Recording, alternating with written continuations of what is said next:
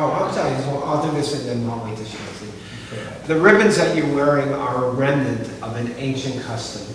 In biblical times, when someone died, people tore their clothing.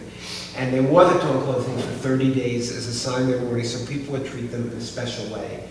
At the end of the 30 days, people didn't have the amount of clothing we do. They were allowed to sew the clothing back together so they could wear it again, but never in such a way that it had not been torn. And the idea, as difficult as it feels right now, is that we heal, but the tear within us becomes a part of who we become. Now, there are no other official mourners. All the rest of you are mourners, but you're not. Official mourners mean those people who are required by Jewish law to mourn. Only, well, husband, wife, children, parents, siblings. If there were other mourners, they would be wearing it on the opposite side. Only children wear the ribbon over the heart. I'll do it since I'm a baby brother. I'll do it in birth order.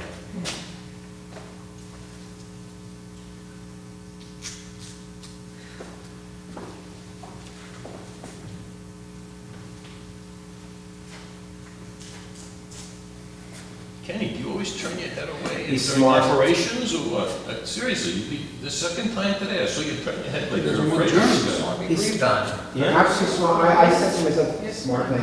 You are smart. And today, Just don't get what this, you thinking? What you don't get this I don't think combined about this, but I kind of want to cut it. If you would repeat after me in Hebrew and English. Baruch atah Adonai, Baruch atah Adonai, Eloheinu melech haolam, Dayan ha'emet. Dayan ha'emet. Blessed are you, O Lord our God, Blessed are you, Lord our God, ruler of the universe, ruler of the universe, judge of truth. judge of truth. Amen. And we're waiting for one more person to come in, right? Out of the depths we call unto thee, O God. In thy hands are the souls of all the living and the spirits of all flesh. Thy loving kindness is never withdrawn from us, but ever abides with us in death as in life. In thy wisdom thou hast laid upon us this heavy burden. May us also in thy mercy give us the strength to bear it. Guide and sustain us lest we stray from thy paths. Give us that strength of faith which shall keep us from murmuring against the justice of thy dispensation, even when thou dost afflict us.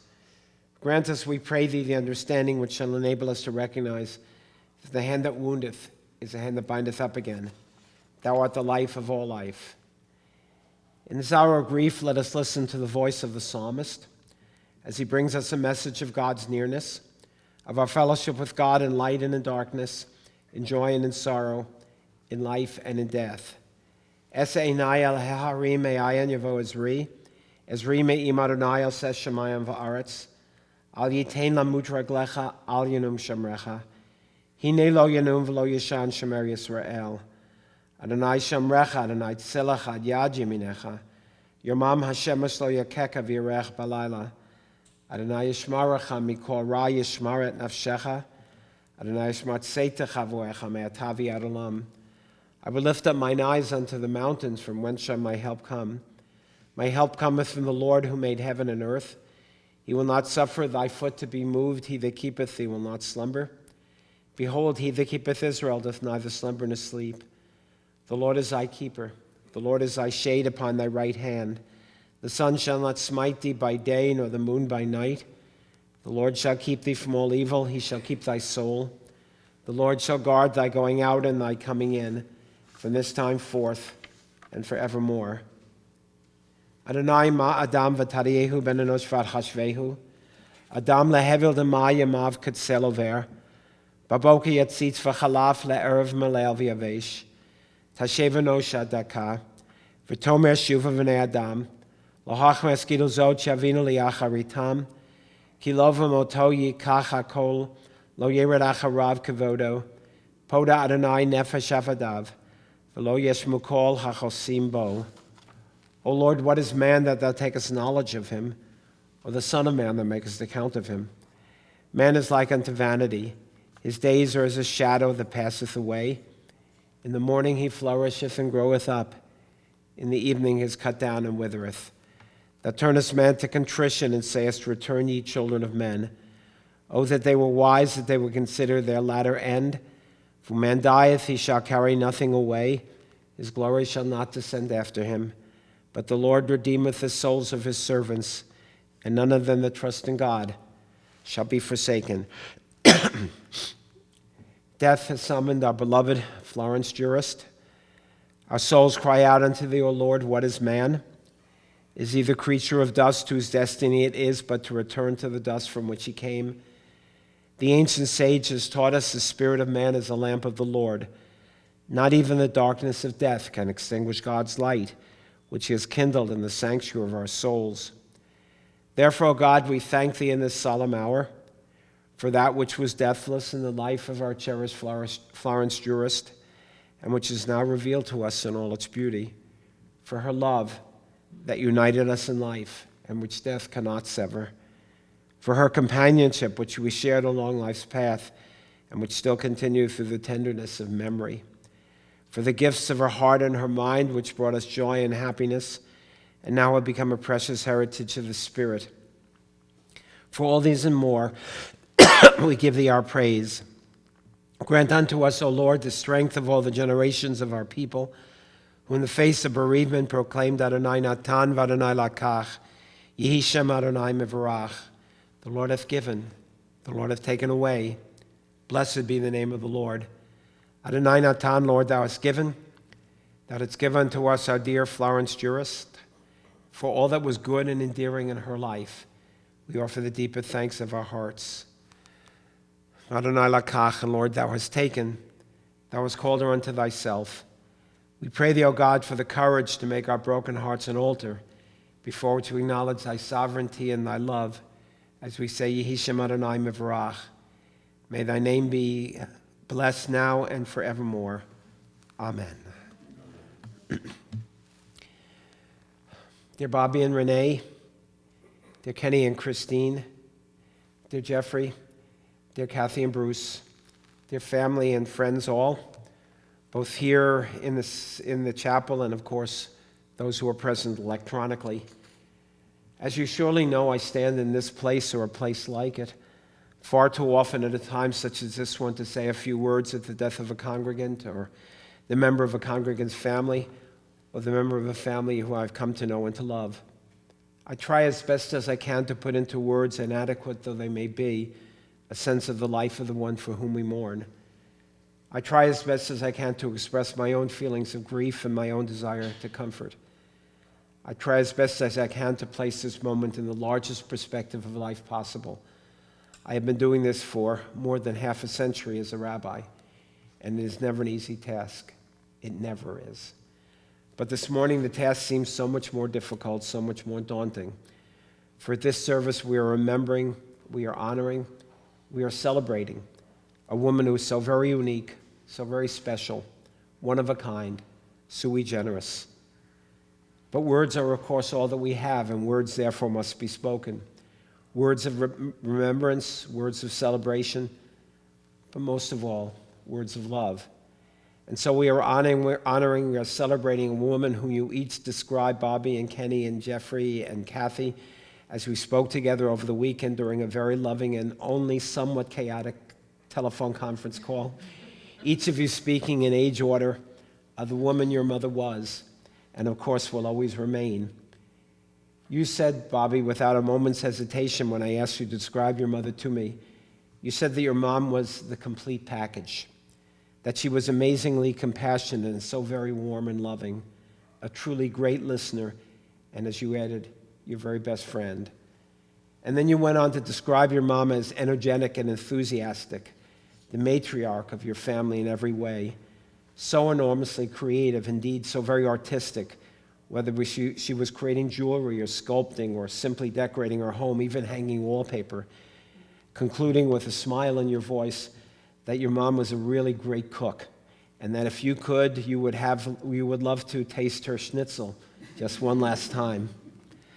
To which you then added, Ken, remembering, of course, that you were planning on speaking on your own behalf, that you, of course, agreed with everything your brother said. That might have been a first time, but and that you had the very warmest and the very fuzziest memories of your mom, who was extraordinarily warm and enormously caring, a mother and, of course, a friend. And then you passed the phone along to your younger brother, Jeffrey, who continued to paint the portrait of your mom, by saying that she was always so very well put together, that she dressed, excuse me, I know you said I shouldn't have said this, she dressed to the nines, not fancy schmancy, but a woman who lit up any room into which she entered, with her hair professionally coiffed and her nails perfectly manicured, and of course her outfit, her clothing, her shoes, her jewelries, always matching. Remembered by anyone who met her for her extraordinary white hair and her bright red lipstick, as well as her beautiful glasses and her incredible smile. So classy, as you summed it up, Jeffrey. And then you concluded your brother's portrait of your mom, Kathy, by saying that your mom was the most positive person one could ever possibly hope to meet. That even in the very worst of circumstances, your mom always looked for something good and almost always seemed to find it. A woman who never, ever complained, summing it all up by saying that your mom lived a very long and ultimately a truly amazing life. And then you all agreed that your mom was, above all else, a family woman who was born Florence Mintz 97 years ago on July 2nd, 1927 in Brooklyn, and grew up in an apartment on Coney Island. That her father, Hyman, who everyone of course called Jaime, supported himself and his family as a sign painter, but who would have been happiest to be remembered as a prize fighter who fought under the name of Billy Moore. While her mother, Sadie, was a homemaker who was sadly unwell much of her life and who tragically died quite young, with Florence, an only child, doting on her father and after her mother's death and caring for him until his passing. That Florence attended New York City public schools, and the following graduation from high school, she worked at the Old Washington Baths, I Googled it, a Jewish-friendly establishment located near the famous Coney Island boardwalk. And that it was while working at the baths that the very lovely Florence Mintz met the very eligible Nat Jurist, a story which will be shared by her son Ken in just a few minutes. In any event, the two did meet. Nat was still in the Army, but was deactivated from active service, and the couple were married on September 7th, 1947, the beginning of a marriage which was to last for the next 59 years, a marriage which you all described as complicated with its share of its ups and downs, especially early on in the relationship, but which was nonetheless a very long and very devoted union in which Florence and Nat traveled the world both literally and figuratively together, creating many special friendships as well, so very social, with Nat supporting himself and his growing family as a sales and account executive in the fine watch industry. The young couple beginning their married life in an apartment on Boki Court in Brooklyn, welcoming their first child, Robert, Bobby, in 1950, living in Brooklyn until Nat, still in the active reserves, was called up for active service just after the beginning of the Korean War in 1951, serving for a year as a pilot while Florence and Bobby lived with his parents until Nat's honorable discharge when he finally returned home, desperately wanting to become a commercial pilot. But because most airlines would not hire Jewish pilots at the time, he went into the fine jewelry business instead. The couple purchasing a home on Periwinkle Court in the newly developed Levittown on Long Island, where they welcomed their second son, Ken, born in 1953, before the family, still growing, moved into a larger home on Saddle Ridge Road in Woodmere on the South Shore, a home in which the family grew once again with the addition of a son, Jeffrey, in 1956, and then welcoming, finally, a daughter, Kathy, born in 1960. Florence, Flo as Nat called her, and Nat sharing a wonderful social life in the Five Towns, beginning a long series of travel experiences, leaving their children with their paternal grandma, who, as you all said, supervised the four of you in your parents' absence. The family becoming active in the local synagogue, Sons of Israel, keeping a kosher home and sharing a weekly Shabbat dinner, while Florence and Nat began a very close relationship with the congregation's very well-regarded Rabbi Saul Teplitz and his wife. I remember him quite well. The couple purchasing a condo in Long Beach in which they enjoyed summers on the beach. Florence, of course, working for 15 years as a gemologist for the Marvin and Sons Jewelers in Cedarhurst, a great diamond salesperson until both she and Nat retired in 1986. the couple purchasing a vacation condo in the Poinciana Country Club in Lake Worth when Kathy was in high school, traveling back and forth to South Florida as snowbirds until they purchased a small home in the Palm Beach National Country Club, living there until Nat developed a kidney disease and they decided to move to the Traditions, an independent living facility in West Palm Beach, where they lived until Nat's peaceful passing in 2006. Whereupon Florence moved once again, this time to an apartment in the Fountains Country Club, where she lived a very good and a very full life with, as you said, tons of friends. You used the word that she was a pip, enjoying the country club lifestyle, mahjong, canasta, and even a boyfriend, Charlie. Florence always standing out from the crowd with her beautiful white hair and her bright red lipstick, remaining happily, amazingly healthy, tooling around, of course, in her Mini Cooper, always full of life, until she fell and realized that she was losing many of her friends, some moving north to be near their children, and others, of course, passing away. And so she decided to move north as well, relocating into an independent living facility in Whippany, New Jersey, to be near Kathy and her family. Doing great until following her 95th birthday, her health took a decided downturn, and she suffered from congestive heart failure, experiencing a very difficult final 2 years, but never, ever complaining, until she too peacefully passed away, but a handful of hours ago, after experiencing what her aide called the best death ever. Florence commenting that a beautiful little boy, an angel, was coming for her before she died in her sleep. That Florence was, as you shall hear much more about from her children in a moment, Florence was a loving and caring mom to Bobby and Ken and Jeffrey and Kathy, a real presence in each of their lives, supportive through thick and through thin, amazingly protective of each of them, becoming the proudest mother of all 4 of her children, proud of the people they became, of the lives they led, of the careers they chose, of the families they created, becoming then a loving mother-in-law to Bobby's wife Renee and Ken's wife Christine and Jeffrey's wife Jean and Kathy's husband Bruce, loving them all, but sharing an especially close relationship to Renee and to Bruce, and then becoming a terrific grandmother to Bobby's children, Rachel and Brett, I hope I get this all right, and Ken's daughters Stephanie and Jacqueline, and Jeffrey's daughters Jennifer and Melissa, and Kathy's children Corey and Nicole, living long enough to see each of her grandchildren grow and begin their own lives,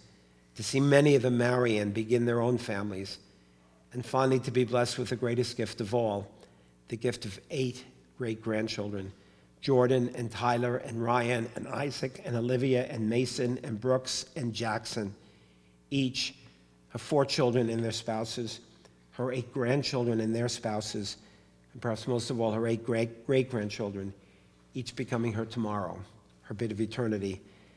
And now her story becomes each of yours to tell and to retell, a door, from generation to generation, for the rest of your lives. And who better to speak of Florence's very long and very full life than her son Kenny, I left that out, her daughter, her son Jeffrey. I did leave you out, I didn't mean to. Her daughter Kathy, I'm doing it in the order of age, that's right, I realize it. So it's the 3 of you, followed by her son-in-law Bruce, who will also share an Instagram from his daughter Nicole, written on behalf of all the grandchildren. I think I got that right. Okay, Kenny, you're first.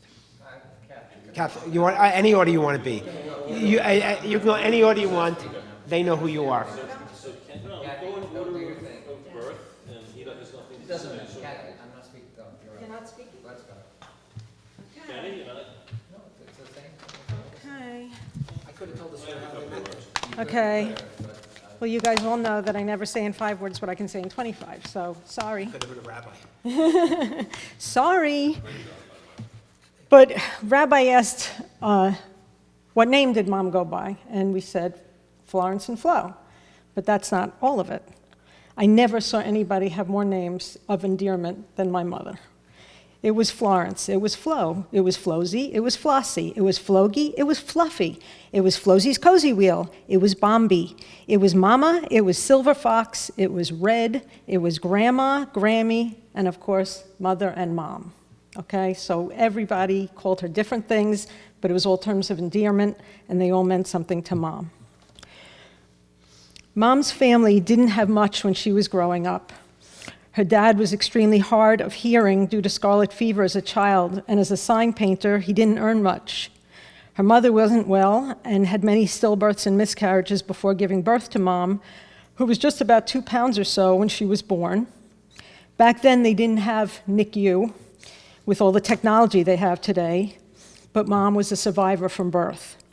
She beat the odds, and as their only child, she meant everything to her parents, and her parents meant everything to Mom. Mom told me as a child, she told me the story many times, and I don't think any of you heard this, but her uncle, her father's brothers and sisters, he had a lot of them, they were very successful people. Some were judges, some were lawyers, some were doctors. But Grandpa, her father, was not as fortunate. And she remembers her uncle, who was very successful, coming over to give her father rent money to pay the rent. And the only thing her mother had to offer in gratitude was 1 boiled potato. Like, we can't even imagine that scenario, because that's like scraps to us that you would throw out in today's day and age with all the abundance of everything, but this was reality for Mom's childhood. And that was her mother's way of showing gratitude, and this happened every month. Mom didn't have her own room growing up. She slept on a pull-out couch in their small living room and didn't have a real bed until a few years after she married Dad. She grew up with nothing, but she was grateful for everything. These experiences taught her the importance of gratitude. She never took anything for granted. She never had big eyes. She never had jealousy of others that had fancier things than she did. She made the best of everything she had, and she didn't have a fairy tale life. She had her share of sadness and problems, but she didn't dwell on them, and she didn't let them overtake her. And she faced everything head on and always believed that things were going to get better. She was blessed, and she was lucky in life that she was able to have beautiful homes, a large family who loved her. She traveled extensively, and she made friends everywhere she went. And it didn't matter the station that they were in. She was kind to everybody. She always stayed busy and creative and had a very full life. But Mom had the it factor. Everyone she met said it. Consistently over the years, at different stages of her life, I've heard people refer to her as elegant, classy, always put together. She wasn't fancy. She wasn't into designer things. Louis Vuitton, Chanel, Hermes, it didn't matter. I once bought her a Louis Vuitton bag because I thought it was such a big deal that I'm giving my mom something so special. She actually gave it away because it didn't matter to her. That wasn't something she valued. Like, I don't think she saw the value in it. But the one thing that she thought was it was Tiffany. Tiffany was it. I think it was the embodiment of simplicity and elegance, conjuring up pictures of Audrey Hepburn, I guess, whatever. So for Mom, with that blue box, with the white bow, with the Tiffany thing, that was everything. That was the epitome of class. She never had anything from Tiffany herself, but she liked to give it when it was a special occasion. And when Mom turned 90, I actually, in addition to the beautiful party we all threw for her, I went to Tiffany, because for years, Mommy kept talking to me about the Tiffany key, the key to my heart. Tiffany makes a key to my heart, and they make it in all different variations, every different price point, some with diamonds, some in gold, some in silver. I went and I wanted to get Mom something special for 90. I bought her a diamond Tiffany key to my heart with diamonds, gold. Her face lit up when I handed her that box, just lit up. She finally got something herself from Tiffany. But in true Mom fashion, a few days later, she calls me and she says, you know, I returned that key and I exchanged it. for a sterling silver one because I don't need the gold and diamonds. I'm fine with this. I love it just as much. And she said, I want you to take the money back because there was a big difference in price. I want you to take the money back. I want you to have it. And I was like, Ma, I wanted you to have what I wanted you to have. And she was so thrilled to have her Tiffany key. And it didn't matter if it was gold and diamonds or if it was silver. That's what was important to her, was the fact that it was Tiffany and it was the key to her heart. So I don't know if Mom wasn't into designer things because of her budget, or maybe she just didn't see them as so important after the way she grew up. Don't get me wrong, we all know Mom loved to shop. Mom was a shopper. She loved it. But she really believed in retail therapy, and we had so many fun times together seeing what treasures we could find at Fox's and Loehmann's and TJ Maxx. Those were her hunting grounds. Turn the page. Sorry.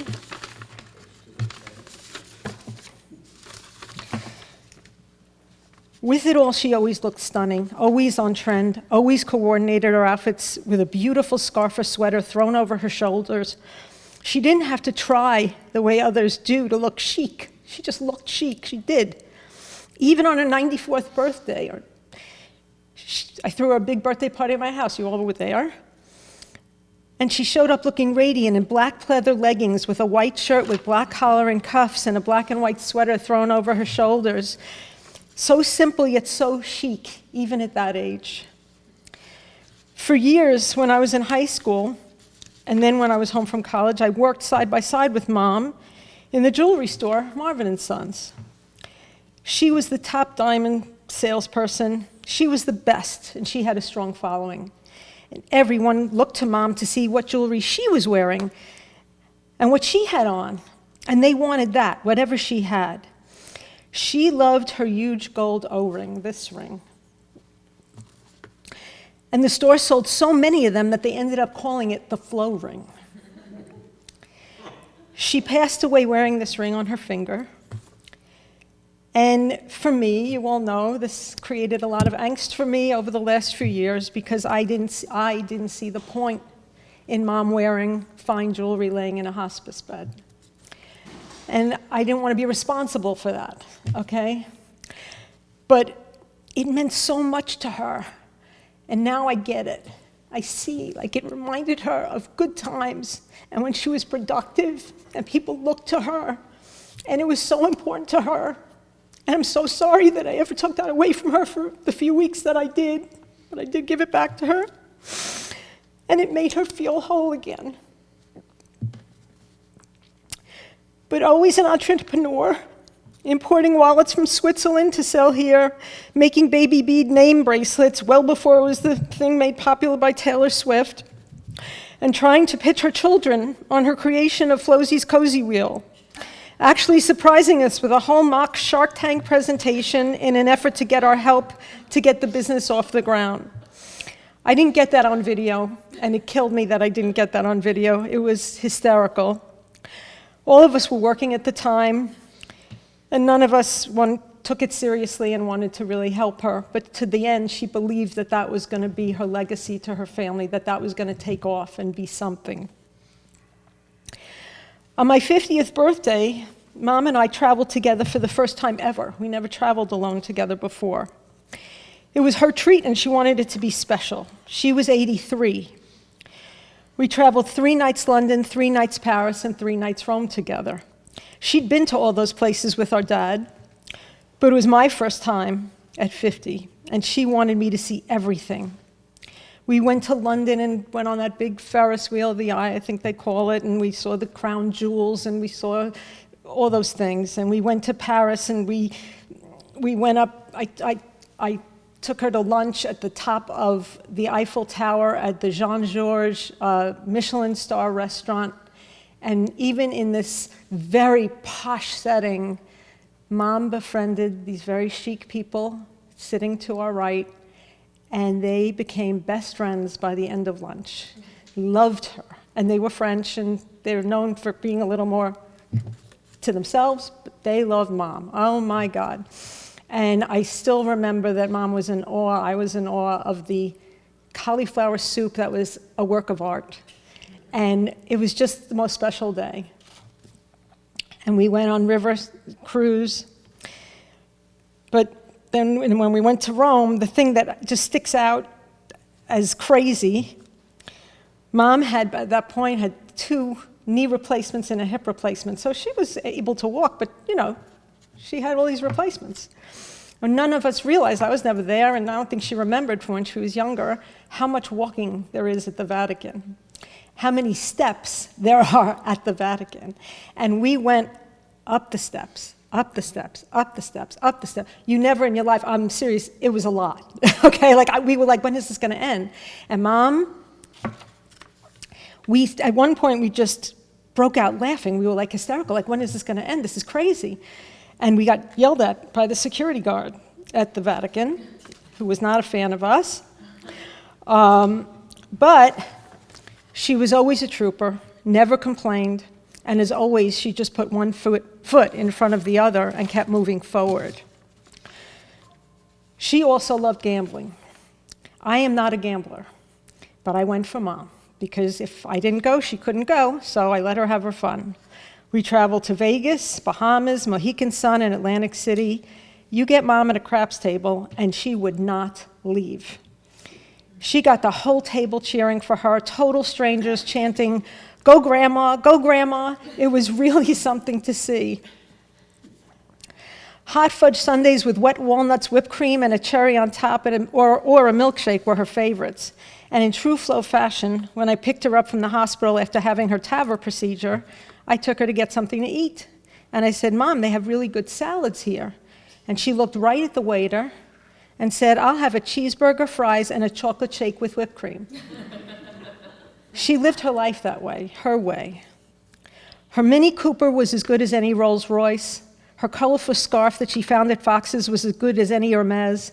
And her Revlon Cherries in the Snow lipstick was her signature, which she wore better than any top model. She never complained. She tried to find the good in people and situations and truly believed good things are going to happen. She even made a painting of that saying, and she hung it in her apartment so she'd see it every day. Wait 1 second. I think I changed my order.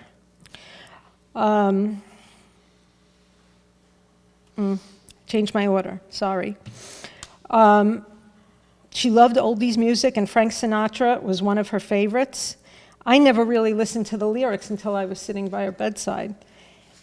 And I would tell you all, listen to those lyrics. There's 2 songs. I Did It My Way, which is exactly how Mom did it, and That's Life.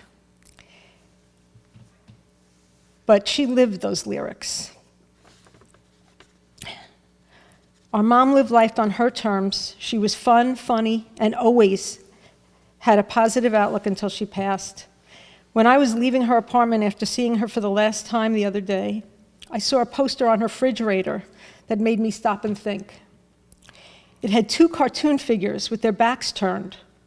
On one jacket, it said pessimist, and above his head was a bubble that said you only live once.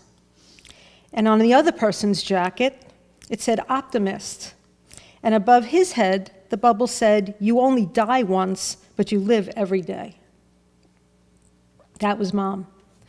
Passionate about living each day and finding it very hard to let go of life. A few weeks ago, when her health was really starting to decline and she wasn't really looking at me anymore, she was sort of looking past me. And I leaned over and I whispered, Mom, it's okay to let go. It's okay to let go. You're so tired. And all of a sudden, she looked me straight in the eye and she grabbed my hand. And she says, it's very hard to say goodbye. And I have to say, Mom, you're right. It's very hard to say goodbye. My mom was my absolute best friend. I know she always wanted the best for me and my family, and without question, I always wanted the best for her. She always had my back, and I always had hers. And for the most recent years, my world revolved around everything, Mom. And now I have to take my mother's strength. And as Frank's song, That's Life, says, you pick yourself up and you get back in the race. I love you, Boodles, Mom. I'm going to give you one last high sign from Stymie from the Little Rascals. And I'll have you in my heart forever. Rest in peace. Sorry if it was long. It would have been long outside, not here. Very well said, Kathy.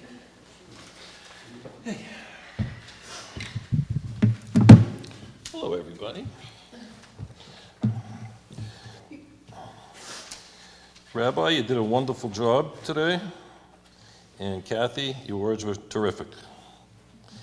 And keeping it short and sweet so we don't miss our flights, everybody.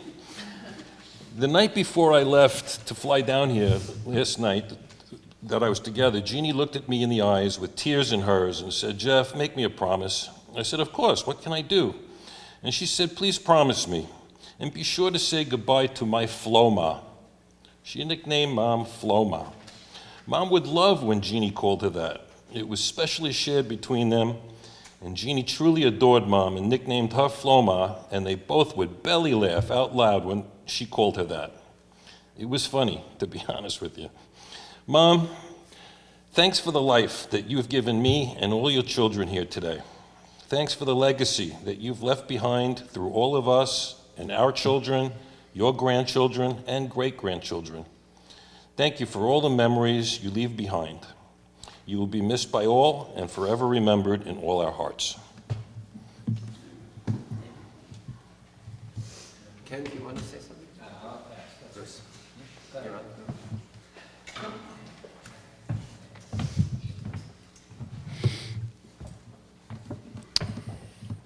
I knew Flosie, that's what I called her, for a long time, considering I wasn't a blood relation family member. Almost 50 years. Of us here today, I think only Renee can claim more years. Although there may be people joining us via Zoom who can claim even more. Flo had a lot of friends over the years, and I know we were all extremely blessed to have her in our lives. Flosie, you almost always greeted me with, "How's my favorite son-in-law?" Although this wasn't a hard title to live up to, since I was in fact your only son-in-law, it was always nice to hear that from you because you made me feel special, and you knew that. For that, I thank you. You always treated me with love and respect, and I hope you felt that right back at you. I was very fortunate to have been able to call you Mom for the last 41 years. Flosie, you and I shared many of my life's milestones together, from Kathy and my prom together, my graduation from college and law schools, our wedding, birthday celebrations, to the birth of Kathy's and my kids and your grandkids, and unfortunately to funerals.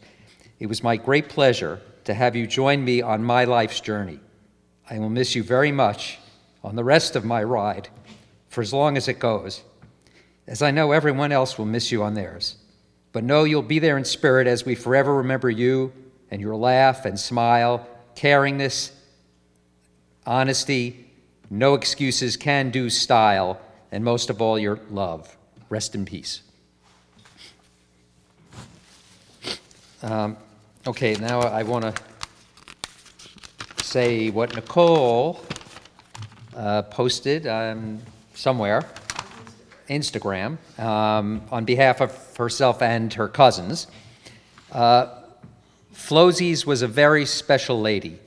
She had this way about her that people were just drawn to. She always dressed impeccably well, finished with her signature red lip and sparkly party nail. She was positive, fun, and loving. She was very serious about her mahjong winnings, almost signed Corey up for The Bachelor, ordered strippers for my mom's birthday, rode a motorcycle at 90, never had Botox, but somehow maintained 97 years with glass skin. She outlived several boyfriends, broke many hearts, drove a Mini Cooper, did what she wanted when she wanted, claimed working out was not for her, loved a hamburger, fries, and a shake. She was not your typical nice old lady. She had spunk, style, and would never be afraid to tell you what she really thought. I can hear her now saying, "Wait, you want me to lie to you?" When she gave feedback that you didn't care to hear. We shared many deep belly laughs, 97 years of a life well lived. Cheers to you, Flosies. We will all miss you endlessly. May you be drinking Coronitas with Pops and all your boyfriends forever. We all think you are the cat's meow. Rest in peace. Your phone. Bruce?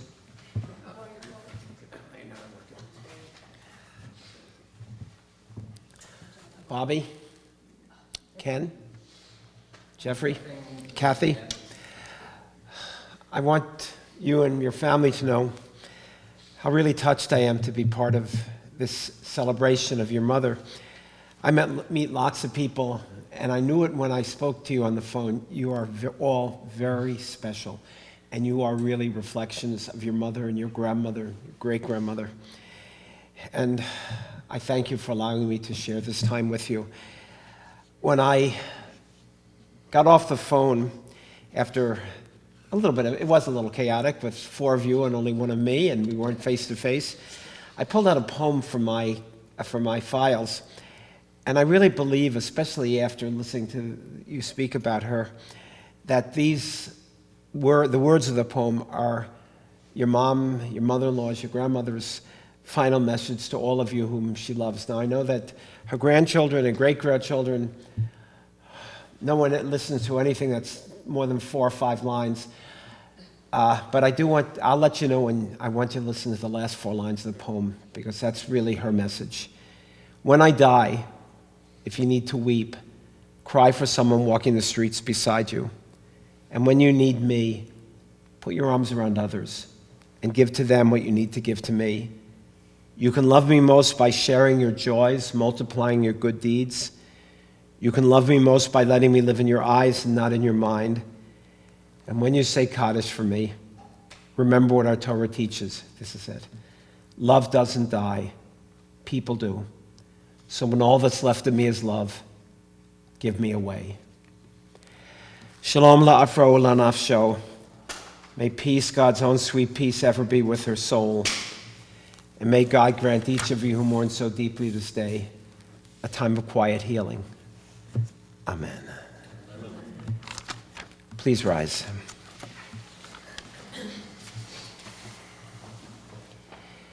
El malei rachamim shochem bamromim.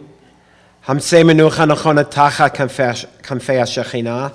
Nishmat fegel bat chayim v'sara shalcha le'olama. Bala rachamim yitzror b'tzror hachayim et nishmata. Adonai hu nachalata. V'tanuach b'shalom al mishkava v'nomar amen. O God, full of compassion, thou who dwellest on high, grant perfect rest unto the soul of Florence Jurist, who has departed from this world. Lord of mercy, bring her into thy presence and let her soul be bound up in the bond of eternal life. Be thou her possession, and may her repose be everlasting shalom, everlasting peace. Amen. Ladies and gentlemen, this does conclude the chapel portion of the service. We're now going to head out to the graveside. I'm going to bring the casket out first. I'm going to ask all of you to follow directly behind the casket, and then you guys will head back into the limo. The limo will take you to the grave. Thank you.